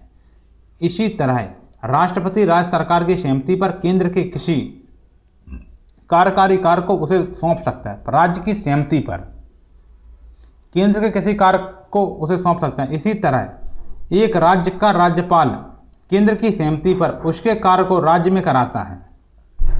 ठीक है। राष्ट्रपति क्या करेंगे, राज्य सरकार की सहमति पर केंद्र का कोई कार्य होगा राज्य को सौंप देगा, और राज्य क्या करेगा, राज्य उसी कार्य को केंद्र की सहमति पर उस कार्य को राज्य में लागू करवा देगा। ये है तो ही आपसी समझौते की बात। ये आपसी समझौते का यह मामला सशर्त या बिना शर्त भी हो सकता है। सशर्त भी हो सकता है, बिना शर्त भी हो सकता है। ये देखो 6 नंबर नीचे लिखा है, इसमें क्या होता है, लक्ष्मीकांत में इसमें लिख देता है पहले, अगर कोई चीज़ नोट करके अलग देना होती है। जैसे यहाँ लिखा है 6 नंबर, देखो ये 6 नंबर लिखा है, मैं बड़ा कर दे रहा हूँ, लिखा है ना 6 नंबर, तो यहाँ भी 6 नंबर लिखा है। देखो इस उपबंध राज्य की केंद्र को शक्तियाँ सौंपने की शक्ति है, मतलब राज्य को केंद्र की शक्तियाँ सौंपने की शक्ति है। को 7वें संविधान संशोधन अधिनियम 1956 द्वारा जोड़ा गया। इससे पहले सिर्फ केंद्र के पास यह शक्ति थी, मतलब यह शक्ति मूल संविधान में नहीं थी। इससे राज्य भी केंद्र को अपनी शक्तियां सौंप सकता है इस 7वें संशोधन 1956 के माध्यम से। जैसे कि मैंने आपको 258A के माध्यम से CBI का कंसेंट बताया था, 279A के माध्यम से वो वाली GST काउंसिल वाली बात बताई थी, वो इसी से होता है। 7वें संशोधन 1956 के माध्यम से 258 का A जोड़ा गया है, ठीक है। ये वही बात कर रहे हैं, मैं अनुच्छेदों से ये बात कर रहा हूँ, ये डायरेक्ट ये बात कर रहे हैं, ठीक है। अब आते हैं यहाँ पे संविधान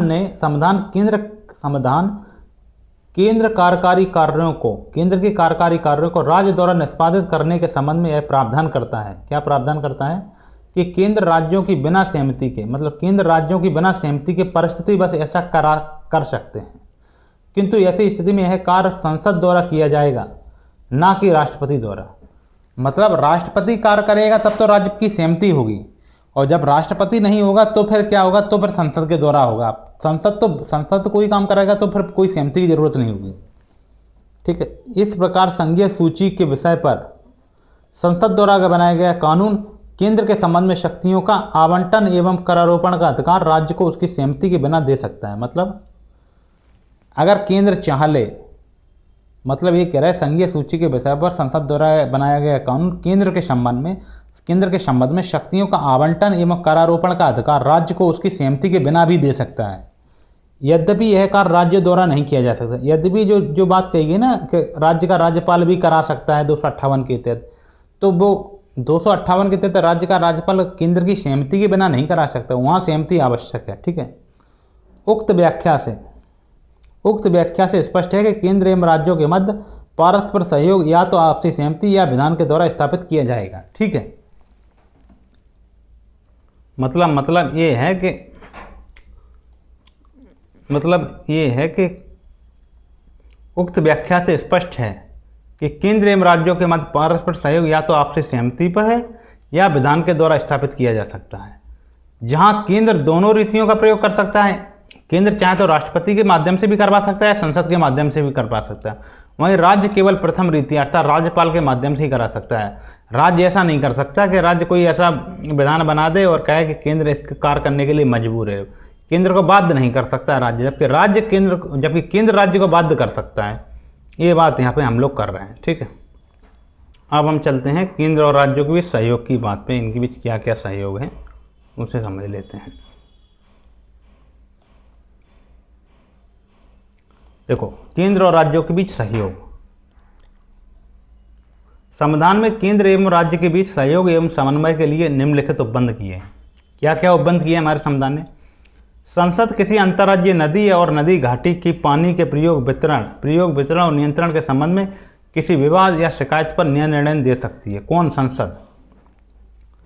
ये आएगा अनुच्छेद 262 में। अंतर्राज्यीय नदी और नदी घाटी के पानी के प्रयोग वितरण और नियंत्रण के संबंध में किसी विवाद या शिकायत पर निर्णय देना, ठीक है। ये भाग 11 का लास्ट अनुच्छेद है। राष्ट्रपति अनुच्छेद 263 के तहत केंद्र और राज्य के बीच सामूहिक महत्व के विषयों की जांच व बहस के लिए अंतर्राज्यीय परिषद का गठन कर सकता है। और इस तरह की परिषद कब बनी थी? 1990 में बनी थी, जबकि प्रावधान ये मूल संविधान में ही था।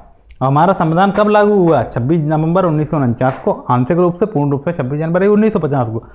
40 साल तक हमें कोई होश नहीं था, फिर बाद में सरकारी आयोग की सहमति सिफारिश पे 1990 में हम लोगों ने अंतर्राज्यीय परिषद का गठन किया। इसका जो हेड होता है प्राइम मिनिस्टर होते हैं, इसके अध्यक्ष, ठीक है। जबकि एक हम लोग उससे कंफ्यूज कर जाते हैं, वो क्षेत्रीय परिषद है, जोनल काउंसिल, और वो बनी है 7वें संशोधन 1956 के माध्यम से। उसकी अध्यक्षता अब फिलहाल गृह मंत्री ही करते हैं, ऐसा कन्वेंशन है। राष्ट्रपति अनुच्छेद 263 के तहत केंद्र और राज्य के बीच सामूहिक महत्व के विषयों की जांच और बहस के लिए अंतर्राज्यीय परिषद का गठन, मतलब सामूहिक विषयों की जांच, जो राज्यों के भी विषय हों, केंद्र के भी बीच विषय हों, आपस में झगड़ा भी हो रहा हो तो फिर अंतर्राज्यीय परिषद से वो झगड़े सुलझाए जाते हैं, ठीक है। नंबर 3, केंद्र एवं राज्यों में लोक अधिनियमों, रिकॉर्डों एवं न्यायिक प्रक्रिया के संचालन के लिए भारत के भू क्षेत्र को पूर्ण विश्वास एवं साख प्रदान की जानी चाहिए, ये कह रहा है। और ये क्या कह रहा है? सहयोग क्या होता है? केंद्र एवं राज्यों में ये लोक अधिनियम है, रिकॉर्ड है, न्यायिक प्रक्रियाएं के संचालन के भारत के भू क्षेत्र को पूर्ण विश्वास एवं साख प्रदान की जानी चाहिए। संसद संवैधानिक उद्देश्य से अंतर्राज्यीय व्यापार, वाणिज्य एवं अंतर संबंध की स्वतंत्रता, व्यवस्था के तहत किसी प्राधिकरण का गठन कर सकती है। जैसे अभी हाल फिलहाल हम लोग जीएसटी काउंसिल की बात करते हैं, अंतर्राज्यीय व्यापार पे, वाणिज्य पे, अंतर संबंध पे, इसके लिए किसकी बात करते हैं हम लोग? जीएसटी काउंसिल की बात करते हैं। अब ऐसा करते हैं, हम आपको हर चीज़ को एक एक चीज़ क्लियर करके अनुच्छेदों से बता देते हैं, नहीं तो फिर बहुत दिक्कत होगी आपको बाद में। ठीक है, ये आते हैं हम राज्यों को केंद्र के जो निर्देश है ना, इन्हें हम लोग काफ़ी अच्छे से पढ़ते हैं। अच्छे से क्या पढ़ेंगे? ये चीज़ें हैं, इन्हें समझते हैं। जैसे ये है 3 नंबर में लिखा है, 3 नंबर में ये राज्यों को केंद्र के निर्देश। ठीक है, संविधान के अनुच्छेद 256 से 365 के अंतर्गत केंद्र की कार्यपालिका शक्ति का विस्तार है। ठीक है, 256 से लेकर 263 और 365 का भी उल्लेख आता है इसमें। ठीक है, तो इसमें जो क्या है, इन दो मामलों के अतिरिक्त देखिए, इन दो मामलों के अतिरिक्त केंद्र को यह अधिकार है कि वह राज्य को निम्नलिखित मामलों पर अपनी कार्यकारी शक्तियों का प्रयोग के लिए निर्देश दे। मतलब ऊपर 2 मामले हमने बताए हैं, 256 और 257 के जो 2 मामले बताए, उनके अतिरिक्त केंद्र को यह अधिकार है कि वह राज्य को निम्नलिखित मामलों पर अपनी कार्यकारी शक्तियों के प्रयोग के लिए निर्देश दे। तो पहला मामला कौन है? संचार साधनों को बनाए और उनके रखरखाव करने का। ठीक है, ऐसा करते हैं, पहले हम लोग पूरा पढ़ लेते हैं, पढ़ने के बाद में फिर चीज़ें हम डिटेल से आपको बता देंगे। ये कैसा रहेगा कि यहीं चलते हैं साथ में। ठीक है, इसे करा देते हैं आपको। देखो, संचार के साधनों को बनाए और रखरखाव करने का दिशा निर्देश देने का अधिकार। मतलब इसमें क्या, इसमें अनुच्छेद जुड़ेगा 257 का 1 और 2। 257 का 1 और 2 क्या कह रहा है? राज्य अपनी कार्यकारी शक्ति का प्रयोग इस प्रकार नहीं करेगा जिससे केंद्र की कार्यपालिका शक्ति में बाधा आए। मतलब केंद्र रेलवे, टेलीग्राफ, डाक, सशस्त्र बल या संचार माध्यमों की सुरक्षा से संबंधित निर्देश दे सकता है। मतलब संचार के साधनों को बनाए और उनका रखरखाव करने की बात करते हैं इसमें। तो ये किसमें आएगा? 257(1) और 257(2) के तहत। उदाहरण के रूप में देखो, तो उदाहरण के रूप में आपको बता देते हैं। 1962 के जो भारत चीन का युद्ध हुआ था, तो केंद्र ने क्या किया था? सीमावर्ती राज्यों को सड़कों और संचार तंत्र को सेना हेतु खुला रखने और मरम्मत हेतु निर्देश दिए थे। एक तो 1962 के युद्ध में हो गया, दूसरा है कोविड-19 2020 में आया था। केंद्र ने राज्यों को टेलीकॉम और इंटरनेट नेटवर्क को एसेंशियल सर्विस के रूप में संचालित रखने का निर्देश दिया। केंद्र ने राज्यों को क्या निर्देश दिया कि आप टेलीकॉम को, आप इंटरनेट को एसेंशियल सर्विस के रूप में संचालित रखो, इसे मजाक में मत लो, इसे एसेंशियल सर्विस मानो। ये निर्देश दिया 257(1) और 257(2) के तहत।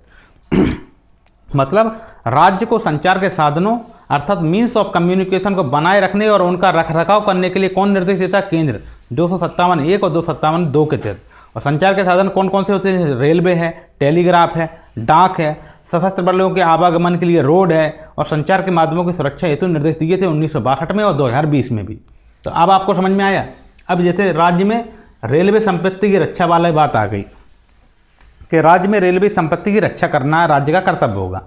ये अनुच्छेद 257(2) कह रहा है। ये कौन कह रहा है? 257 का 2 कह रहा है।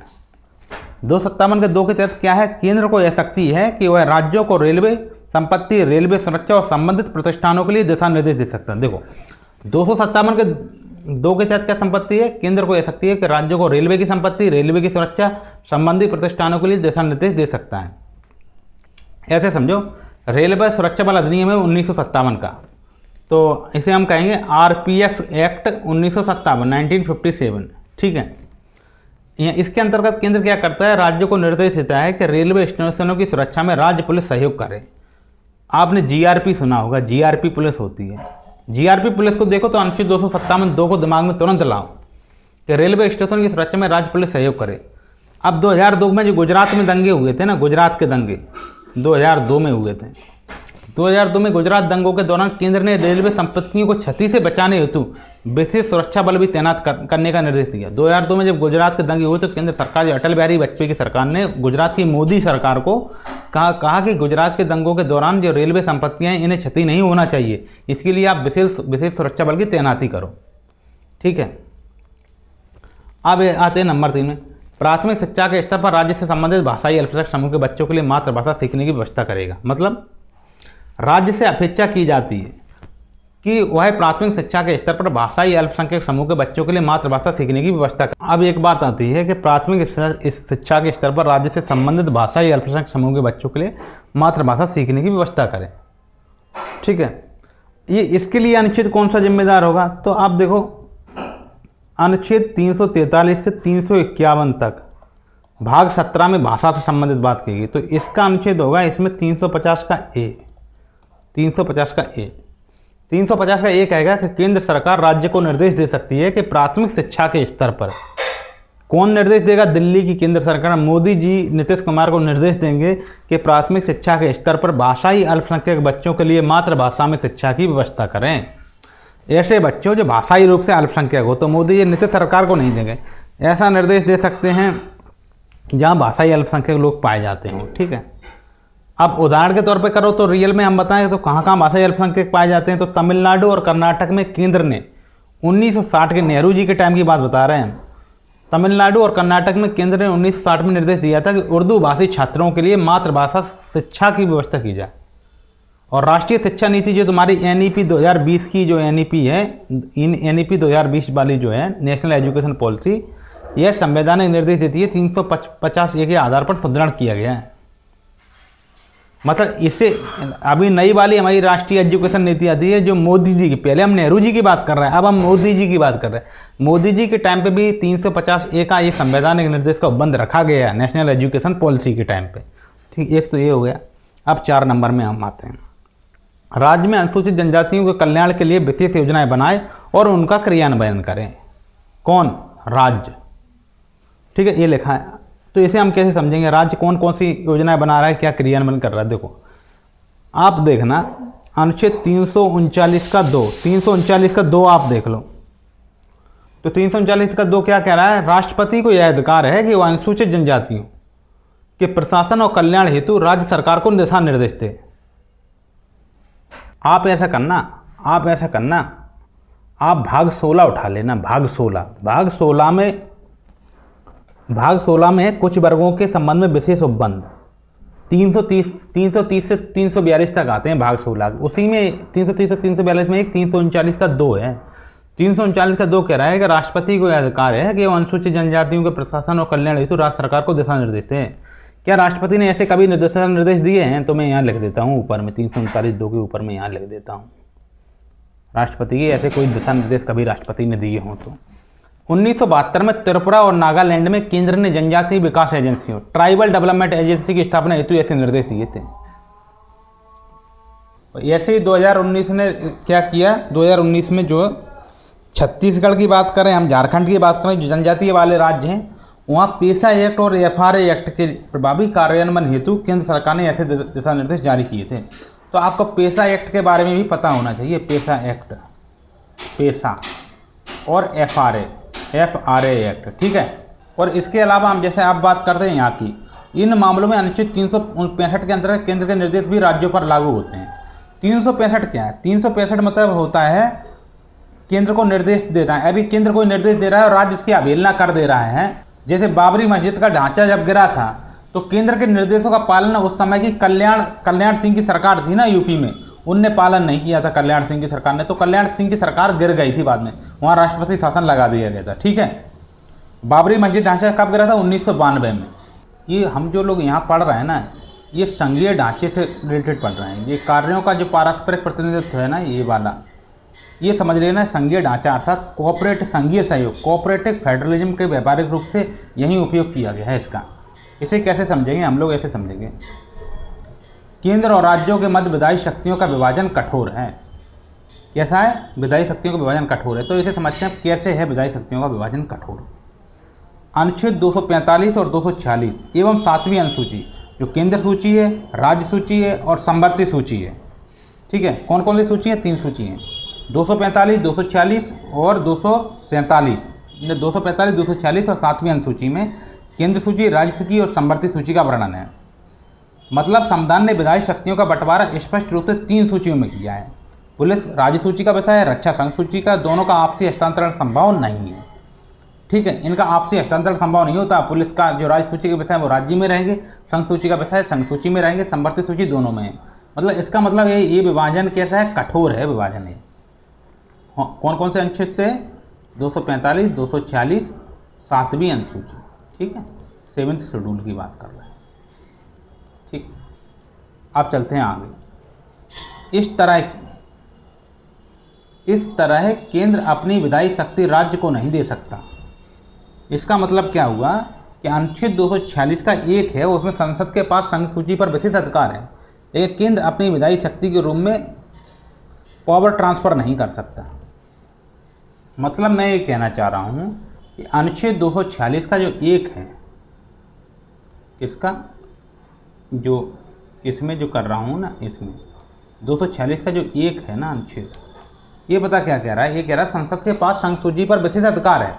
नो डाउट संसद के पास विशेष अधिकार है, लेकिन केंद्र क्या करती है? अपनी विधायी शक्ति को डेलीगेशन ऑफ लेजिस्लेशन के रूप में दे सकता है, मतलब प्रत्यायोजित विधान के रूप में दे सकता है, पर अपनी पावर ट्रांसफ़र नहीं कर सकता। अब आपको समझ में नहीं आया होगा कि क्या कह रहा हूँ मैं ये कह रहा हूँ कि केंद्र किसी राज्य को संघ सूची के विषय पर कानून बनाने के लिए नहीं कह सकता। मतलब कोई राज्य में संघ ये नहीं कह सकता कि आप परमाणु ऊर्जा, एटॉमिक एनर्जी के ऊपर कानून बनाओ। परमाणु ऊर्जा संघ सूची का विषय है और संघ सरकार ही कानून बनाएगी यार, ठीक है। इसका मतलब एक है। जबकि कोई इकलौता राज्य राज्य सूची पर संसद को कानून बनाने के लिए नहीं कह सकता। हालांकि 252 के 2 के तहत कह सकता है, पर इकलौता राज्य सूची के विषय पर संसद को कानून बनाने के नहीं कह सकता है। ये किसमें कही गई है? ये बात कही गई 252 के 1 में ये बात कही गई है, ठीक है। 2 या 2 से अधिक राज्यों के अनुरोध पर संसद राज्य सूची पर कानून बना सकती है। मतलब कोई इकलौता राज्य नहीं बनाएगा। गिलास आधा भरा है तो आधी खाली है, इसका मतलब ये हुआ। जैसे प्राइज कंपटीशन एक्ट आया था 1955 में, या फिर वाइल्ड लाइफ प्रोटेक्शन एक्ट 1972 में आया था। दोनों राज्य सूची पर हैं, पर संसद ने 2 या अधिक राज्यों के अनुरोध पर ही इन्हें बनाया है। ऐसा नहीं है, मतलब वाइल्ड लाइफ प्रोटेक्शन एक्ट भी तुम्हारा राज्य सूची पर है, लेकिन संसद ने क्या किया है? 2 या 2 से अधिक राज्यों के अनुरोध पर इन्हें बनाया था। और पुरस्कार का अधिनियम 1955, और ये जो कार्यपालिका शक्तियों का बंटवारा है ना, कार्यपालक शक्तियों का बंटवारा सामान्यतः विधायी शक्तियों के बंटवारा का ही अनुसरण करता है, परंतु कार्यपालिका क्षेत्र में ऐसा कठोर बंटवारा टकराव को जन्म दे सकता है। केंद्र ने क्या किया फिर? ऐसा कठोर बंटवारा से कैसे बचा जाए? तो केंद्र ने पता क्या किया? केंद्र ने इसका सॉल्यूशन निकाला 258 के माध्यम से और 258 के 1 के माध्यम से। मान लो कि केंद्र का कोई विभाग है, वो राज्य में कार्य करना चाहता है, तो अनुच्छेद 258 के माध्यम से अपनी वो शक्ति को उसने डेलीगेशन कर देगा।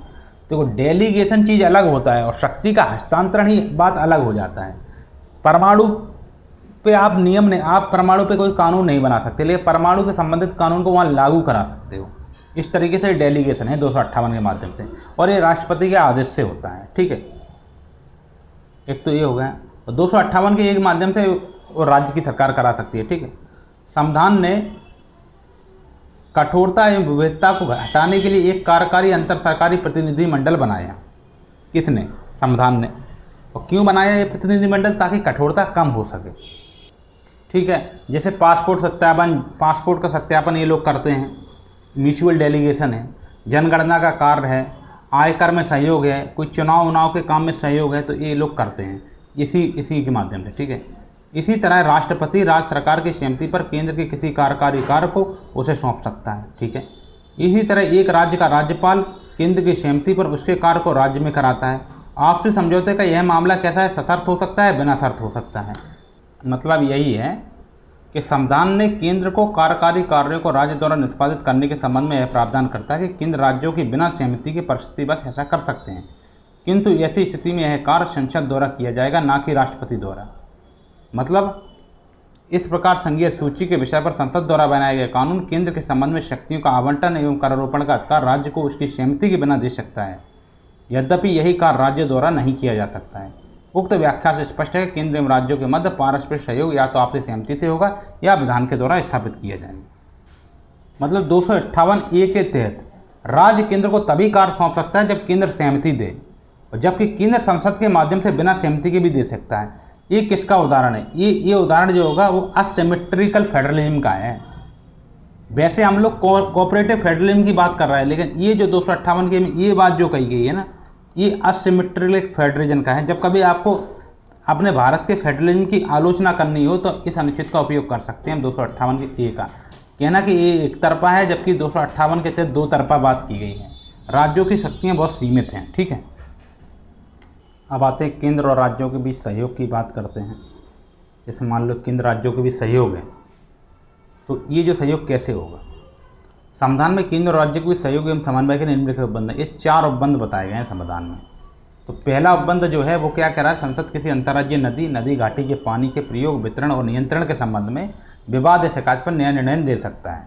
मतलब ये कौन सा, ये आर्टिकल 262 के तहत नया निर्णय दिया जाता है। ठीक है, मतलब inter state river water dispute act के बारे में ये बात कर रहा है, जो 1956 के तहत है।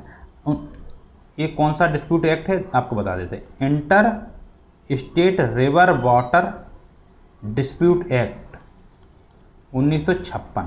ठीक है, 1956 का है। इसी के तहत बने था कावेरी ट्रिब्यूनल है, आपने सुना होगा, कावेरी नदी का ट्रिब्यूनल। गोदावरी नदी का जो ट्रिब्यूनल है वो सुना होगा। कृष्णा नदी का ट्रिब्यूनल आपने सुना होगा। और ये सब बने थे इसी एक्ट के तहत, 1956 के इसी एक्ट के तहत। लेकिन ऐसा नहीं है कि समय समय पर ये कावेरी नदी का जो ट्रिब्यूनल है वो बना था 1990 में बना था। जबकि कृष्णा का जो बना है ना ट्रिब्यूनल, कृष्णा का जो ट्रिब्यूनल ये बना है 1969 में भी बना है, फिर 2004 में फिर बना है, 2004 में भी बना है इसका। इस ट्रिब्यूनल के मामले में 265 के मामले में सुप्रीम कोर्ट ने कहा है कि संसद जब आर्टिकल 262 के तहत कानून बनाएगी तो सुप्रीम कोर्ट की जो मूल अधिकारता है, मूल 262 का मैं 2 का भाग 2 कितना होता है, 131 के तहत सुप्रीम कोर्ट की मूल अधिकारता सीमित हो सकती है इससे। ठीक है, मतलब अनुच्छेद 262 केंद्र को जल विवाद निवारण हेतु विशेष कानून बनाने का अधिकार देता है, जिससे राज्यों के बीच विवाद कानून न्यायाधिकरणों के मध्य में सुलझ जाते हैं। यह सहयोग और नियंत्रण का प्रतीक है, ये सहयोग और नियंत्रण का प्रतीक है। ठीक है, अब आते हैं इसमें 2 नंबर पे। राष्ट्रपति अनुच्छेद 263 के तहत केंद्र और राज्य के बीच सामूहिक महत्व के विषयों की जांच और बहस के लिए अंतर्राज्यीय परिषद का गठन कर सकता है। ठीक है, और इस तरह की परिषद कब बनी थी, 1990 में बनाई गई थी। मतलब इसके लिए आपका कौन है, अनुच्छेद 263 है, यहीं पे लिखा है, 263 लिखा है। इसका काम, इसका उद्देश्य क्या है, इसका उद्देश्य अंतर्राज्यीय विवादों की जांच करो और उन्हें सलाह दो। एक राज्य दूसरे राज्य से लड़ रहा है, नीति निर्माण में समन्वय करो, प्रशासनिक सहयोग करो। मतलब इसका क्या है, इंटर स्टेट काउंसिल जो है 1990 में प्रधानमंत्री विश्वनाथ प्रताप सिंह के काल में आई थी, 1990 में आई थी। और इसके अध्यक्ष कौन होता है, प्रधानमंत्री होता है। और इसका सदस्य कौन होता है, इसका इंटर स्टेट काउंसिल का, इसके सदस्य होते हैं राज्यपाल, मुख्यमंत्री, इसके सदस्य होते हैं, अध्यक्ष होता है प्रधानमंत्री। ठीक है, और यह जो इंटर स्टेट काउंसिल है ना, ये नीति आयोग से अलग एक संवैधानिक सहयोग मंच है, नीति आयोग के अंतर्गत नहीं है, उससे अलग है इंटर स्टेट काउंसिल। ठीक है, और हाल ही में 2016 में परिषद के पुनर्गठन की सूचना भी जारी की गई थी। अनुच्छेद 263 जो है संघीय सहयोग का संवैधानिक संवाद का मंच प्रदान कर रहा है, जो राजनीतिक प्रतिस्पर्धा के बीच नीति साझेदारी को संभव बनाता है। मतलब क्या है, मतलब यही है कि संवैधानिक सहयोग का मंच कौन प्रदान करता है, 263 प्रदान करता है। 262 क्या कर रहा है, 262 जो है वो सहयोग और नियंत्रण का प्रतीक है, अंतर्राज्यीय जो नदी वाला है। ठीक है, ये 3 नंबर पे आते हैं। केंद्र एवं राज्यों में लोक अधिनियमों, रिकॉर्डों एवं न्यायिक प्रक्रिया के संचालन के लिए भारत के भू क्षेत्र को पूर्ण विश्वास एवं साख प्रदान करना चाहिए। ठीक है, यहाँ जो बात करेंगे ना, यहाँ जो बात करेंगे वो हम 261 की बात करेंगे। अभी हम 200, ये ऊपर जो था वो 262 था, ये जो है 263 है। यहाँ जो है हम 261 की बात करेंगे, 261 की। ठीक है, 261 क्या कह रहा है ये समझ लीजिए आप। 261 कह रहा है केंद्र एवं राज्यों के लोक अधिनियम, रिकॉर्ड एवं न्यायिक प्रक्रिया के संचालन भारत के भू क्षेत्र को पूर्ण विश्वास एवं साख प्रदान करता है। मतलब यदि कोई राज्य में कोई न्यायिक आदेश आता है या कोई सार्वजनिक अधिनियम बनता है तो पूरे भारत में उसे मान्यता दी जाएगी। मतलब ये है, अगर बिहार में किसी ने विवाह प्रमाण पत्र लिया तो उसका उत्तर प्रदेश में भी वो विवाह प्रमाण पत्र वैध माना जाएगा। ये नहीं कि ये तो बिहार का विवाह प्रमाण पत्र है, यूपी में वैध नहीं होगा। तो अगर नहीं होगा तो आप अनुच्छेद 261 उन्हें पढ़वा देना। ठीक है, कहना ये संविधान में लिखा है। ठीक है, एक बात, जैसे मान लो भूमि रिकॉर्ड है, जैसे किसी राज्य का भूमि रिकॉर्ड है, मान लो मैंने किसी राज्य में ज़मीन खरीदी, वहाँ का मुझे भूमि रिकॉर्ड खसरा खतौनी ETC मुझे मिला। ठीक है, अब वो ऐसा थोड़ी है कोई दूसरा राज्य उस भूमि रिकॉर्ड को मानने से इनकार कर देगा कि तुम वहाँ के निवासी नहीं हो, ऐसे नहीं होती हैं चीज़ें, ठीक है। इसका मतलब यही है कि अनुच्छेद 261 कानूनी संघवाद अर्थात जुडिशियल फेडरलिज्म की बात कर रहा है, ताकि भारत के किसी भी हिस्से में बना विधिक या प्रशासनिक दस्तावेज पूरे देश में समान रूप से प्रभावी रहे। 261 ये कह रहा है। 61 कह रहा है, 61 में जो एक लिखा है वो कह रहा है कि सब लोग एक समान है। ऐसा नहीं है बिहार का विवाह दस्तावेज यूपी में मान्य नहीं होगा, सब जगह मान्य होगा, एक समान की बात करता है। अब आते हैं हम लोग 4 नंबर में। 4 नंबर क्या कह रहा है? 4 नंबर कह रहा है संसद जो है संवैधानिक उद्देश्य से अंतर्राज्यीय व्यापार, वाणिज्य एवं अंतर संबंध की स्वतंत्रता व्यवस्था के तहत किसी प्राधिकरण का गठन कर सकती है। मतलब संसद संवैधानिक उद्देश्य से अंतर्राज्यीय व्यापार, वाणिज्य एवं अंतर संबंध की स्वतंत्रता व्यवस्था के तहत किसी प्राधिकरण का गठन कर सकती है।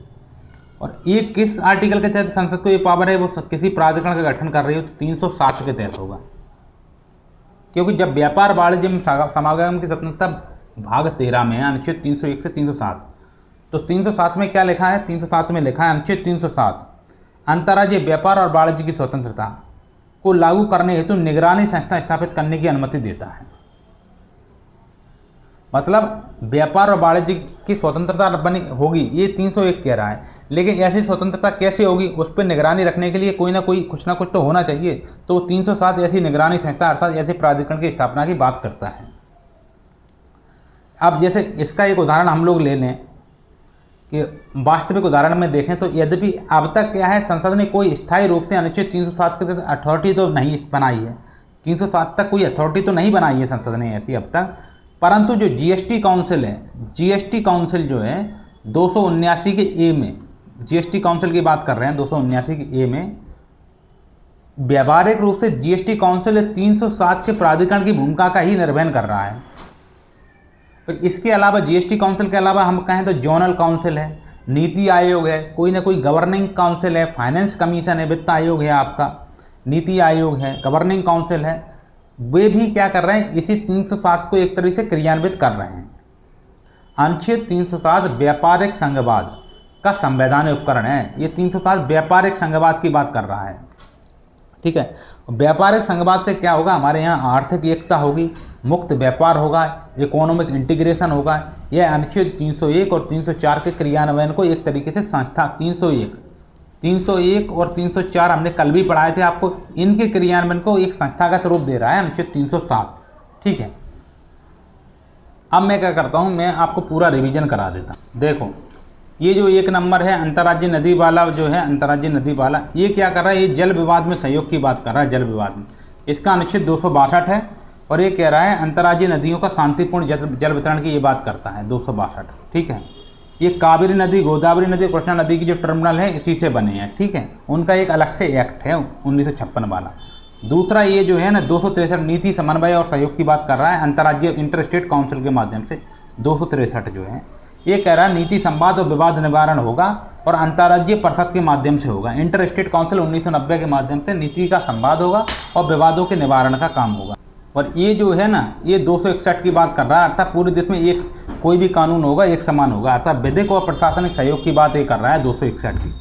इसमें क्या है? सार्वजनिक अधिनियमों की पारस्परिक मान्यता की बात कही गई है, जैसे विवाह में न्यायिक निर्णयों की वैधता में। मैंने कहा ना बिहार का जो विवाह के लिए मैरिज सर्टिफिकेट है वह यूपी में भी मान्य होगा इस तरीके से, ठीक है। और जी आर्थिक सहयोग की बात करो ना, अंतर्राज्यीय व्यापार वाणिज्य में 307 की जो बात कर रहे हैं, आर्टिकल 307 की बात कर रहे हैं। एक 307 आईपीसी भी थी, वो हत्या के प्रयास से संबंधित है, ठीक है।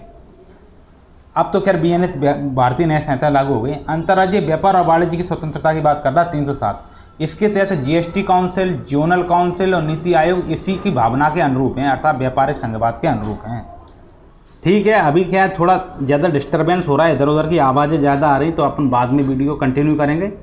उम्मीद है आपको समझ में आया होगा। अगर इस तरीके से पढ़ेंगे तो सफलता सुनिश्चित है, ठीक है। धन्यवाद।